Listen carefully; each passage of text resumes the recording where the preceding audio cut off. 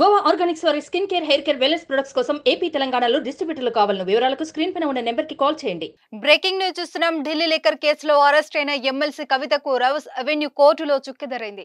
ED CBI కేసులో కవితకు bail petition ను డిస్మిస్ చేస్తూ రౌస్ అవెన్యూ కోర్టు తీర్పునిచ్చింది. ఈ కేసులో ప్రస్తుతం కవిత జ్యుడిషియల్ కస్టడీలో ఉన్నారు. ఈడీ సిబిఐ కేసులో వేర్వేరుగా బెయిల్ పిటిషన్లు దాఖలు చేశారు. ఎన్నికల నేపథ్యంలో స్టార్ క్యాంపెయినర్ గా ప్రచారంలో పాల్గొనాల్సి ఉందని ఆమె పేర్కొన్నారు. మహిళగా PMLA సెక్షన్ 45 ప్రకారం బెయిల్ కు అర్హత ఉందన్నారు.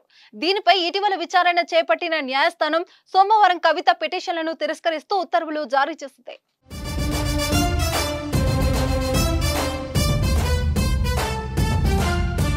ఇటీవల విచారణ సందర్భంగా కవితతో పాటు ఈడీ, సిబిఐ తరపు న్యాయవాదులు వాదనలు వినిపించారు. ఎలాంటి ఆధారాలు లేకుండా కవితను అరెస్టు చేశారని కవిత తరపు న్యాయవాది వాదించారు.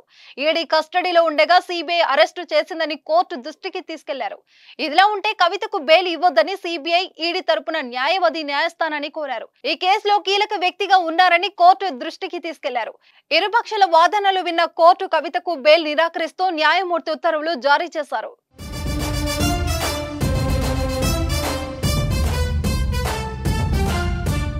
సుమన్ టీవీలో మీ పర్సనల్ అండ్ బిజినెస్ ప్రమోషన్స్ కోసం కింది నెంబర్కి కాంటాక్ట్ చేయండి.